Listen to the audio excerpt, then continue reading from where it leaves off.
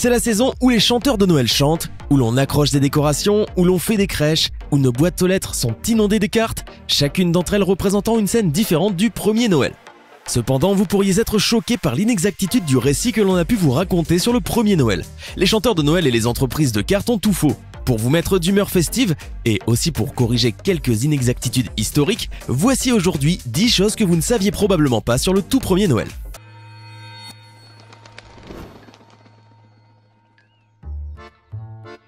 Ça ne s'est pas passé en décembre. Jésus n'est pas né le 25 décembre, il n'est même pas né au mois de décembre. La Bible mentionne des bergers qui gardaient leurs troupeaux dans leurs champs.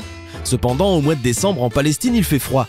Les moutons auraient donc été parqués et les champs complètement inutilisables. Les troupeaux étaient généralement dans les champs durant le printemps. Alors pourquoi a-t-on associé Noël au 25 décembre ? Clément d'Alexandrie, environ 200 ans après Jésus-Christ, a estimé la naissance du Christ au 21 mars, 15 avril, 21 avril ou 20 mai. La date du 25 décembre n'est pas apparue avant la moitié du IVe siècle lorsqu'un almanach romain a écrit que Natus Christus était à Bethléem Judae. Autrement dit, le Christ est né à Bethléem de Judée. Une théorie populaire dit que les premiers chrétiens ont volé cette date aux Romains qui célébraient à cette période de l'année la fête du soleil. On dit aussi qu'il s'agissait là d'une tentative délibérée de répandre le christianisme et Noël dans l'Empire romain. Cependant, cette théorie présente quelques petits soucis. Des écrivains chrétiens comme Irénæus et Tertullian n'ont jamais rien mentionné de cela dans leurs écrits, et Origène d'Alexandrie se moquait ouvertement des Romains qui célébraient ses anniversaires. Le 25 décembre, qui était une fête païenne, n'aurait pas été adopté avant le XIIe siècle. Bien que cette théorie soit célèbre sur les réseaux sociaux, plusieurs chercheurs reconnaissent aujourd'hui qu'il y aurait quelques inexactitudes. Tertullian a estimé la date de naissance du Christ au 25 mars. Entre le 25 mars et le 25 décembre, il y a 9 mois. Donc on en a déduit qu'il était né ce jour-là. On a ainsi ensuite célébré à cette date la conception de Jésus par opposition à sa naissance. De plus, on pense que le Christ est mort le 25 mars. On pense donc qu'il a été conçu et crucifié à la même date. En réalité, beaucoup de chercheurs pensent que Jésus n'est pas né en décembre. Il n'y avait pas d'auberge. On a tous entendu le récit où il était dit qu'il n'y avait pas de chambre dans l'auberge. En effet, c'est ce que la Bible dit. Mais dans la version originale grecque, la langue dans laquelle le Nouveau Testament a été écrit, le mot katalouma, traduit par auberge, ne signifie pas forcément hôtel. Ce terme est utilisé seulement quelques fois dans la Bible et il veut en fait dire chambre haute ou chambre d'invité. Le célèbre dernier repas s'est fait dans une katalouma. Il y a un mot en grec qui veut dire auberge ou hébergement à payer, mais on ne l'utilisait pas, même si un évangéliste l'a utilisé quelques chapitres plus tard dans le récit du bon samaritain. Au 1er siècle, les maisons avaient souvent une pièce principale au rez-de-chaussée où la famille vivait et une chambre haute ou chambre d'invité où ils accueillaient les gens dans le besoin. Voyez-vous, il était mal vu de refuser l'hospitalité à quelqu'un dans le besoin à cette période au Moyen-Orient. Si on refusait la chambre d'invité à une personne, il y avait de grandes chances que ce soit à cause d'un invité qui l'occupait déjà. Et ceci change toute l'histoire que nous célébrons. Plutôt que d'arriver à Bethléem sans trouver aucune place dans les auberges, Marie et Joseph sont allés vivre chez quelqu'un de la famille de Joseph. C'était quelque chose de très naturel au Moyen-Orient. Les gens revenaient dans la maison où ils avaient grandi pour se faire recenser. D'autres membres de la famille de Joseph étaient peut-être déjà là et occupaient les chambres d'invités.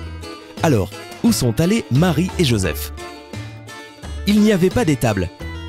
La Bible ne mentionne aucune étable pour le premier Noël. On a supposé qu'il y eut une étable car on nous a raconté que Jésus avait été allongé dans une mangeoire, l'endroit où l'on donnait à manger aux animaux.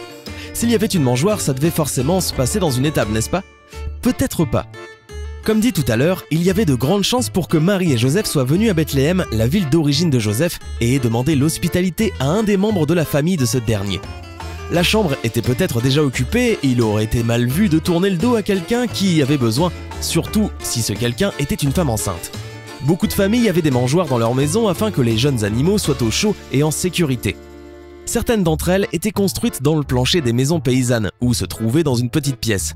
Comme la chambre d'invité était déjà occupée, on a proposé la mangeoire à Marie et à Joseph et c'est là que Marie a accouché de Jésus. Plutôt que d'être envoyés vers un vieil aubergiste qui leur aurait proposé de rester dans une grange sale, Marie et Joseph étaient probablement chez un proche, entourés de ceux qui l'aimaient, lorsque Jésus est né et allongé dans la mangeoire. Marie n'a pas accouché la nuit où elle est arrivée. Dans le récit du premier Noël, nous avons l'impression que Marie a accouché lorsqu'ils sont arrivés à Bethléem. Ce n'est probablement pas la réalité. Il est dit dans la Bible « Or, pendant qu'ils étaient là, arrivèrent les jours où elle devait enfanter. Et elle mit au monde son fils premier-né. » La phrase « les jours où elle devait enfanter » est liée à « or, pendant qu'ils étaient là ». Cela implique qu'ils étaient là depuis un certain temps déjà. Tout comme Rome n'a pas été construite en un jour, un recensement romain ne se faisait pas non plus en un jour. Cela devait mettre du temps pour recenser tous les membres d'une même famille, surtout en sachant que la plupart devaient revenir spécialement pour ça. Il y a dû y avoir de longues files d'attente, contrairement à nos jours. Marie et Joseph étaient donc à Bethléem depuis un certain temps déjà. Ils y étaient avant et après l'accouchement. Les rois mages ne sont pas arrivés la nuit où Jésus est né. On représente les rois mages dans presque toutes les crèches de Noël, chacun apportant un présent pour le Messie. Ils se tiennent généralement derrière Marie, Joseph, Jésus et les bergers. Mais est-ce vrai? Dans la Bible, on peut lire « Ils entrèrent dans la maison, virent l'enfant avec Marie, sa mère ». Il y a deux choses à remarquer. La première, c'est qu'ils ont trouvé la famille dans une maison, et non pas dans une étable. La deuxième, il est écrit qu'ils ont trouvé l'enfant. Le terme grec est utilisé « paidion », qui signifie « tout petit », et non pas « nouveau-né » ou « bébé », comme dans Luc 2, 16. Il faut aussi savoir que les rois mages, en prenant une direction différente, ont trahi le roi Hérode, et que c'est suite à cela qu'il ordonna le massacre de tous les enfants de 2 ans et moins. Cela prouve bien que Jésus n'était déjà plus un nouveau-né lorsque les rois mages sont venus le voir et qu'ils sont allés le voir 1 ou 2 ans après sa naissance. Les bergers n'ont suivi aucune étoile. On se représente presque tous les bergers comme de vieux hommes berçant des agneaux dans une étable, une étoile au-dessus de leur tête, venant tout juste d'entendre le chant des anges. La croyance populaire veut que les bergers aient suivi une étoile jusqu'à une mangeoire où était allongé le nouveau-né. C'est un mythe qui a été associé au tout premier Noël. Cette idée est en fait le résultat du mélange de 2 récits différents, les bergers et les rois mages, qui n'ont pas eu lieu au même moment. Le soir où Jésus est né, aucune étoile ne se promenait au-dessus de Bethléem, et aucune étoile n'a guidé les rois mages 2 ans durant. Pour trouver le nouveau-né, les bergers ont suivi le chant des anges qui disait « Vous trouverez un nouveau-né emmailloté et couché dans une mangeoire ». Grâce à ces 2 indices, les bergers sont allés à la recherche du nouveau-né. Comment ont-ils fait pour trouver un bébé dans une ville aussi grande que Bethléem? La réponse est toute simple. Tout comme aujourd'hui, au 1er siècle, on fêtait les naissances. Si Marie a accouché dans la maison d'un proche de Joseph, entouré par la famille entière, il devait y avoir des réjouissances dans la maison. Les bergers ont sans aucun doute été guidés par les pleurs du nouveau-né et les célébrations de la famille. Il n'y avait pas 3 rois mages. Nous connaissons les rois mages sous les noms de Gaspard, Melchior et Balthazar, les rois mages de l'Est qui ont voyagé à dos de chameau en suivant l'étoile du berger. Mais n'était-il que 3? En réalité, ces prénoms ont été ajoutés au récit au 7e siècle, dans les toutes premières archives latines. 3 cadeaux sont mentionnés, l'or, l'encens et la myrrhe, mais on ne trouve nulle part le nombre exact de rois mages. On a supposé qu'ils étaient 3 car il n'y avait que 3 cadeaux, mais il est tout à fait possible qu'il y en ait plus que 3.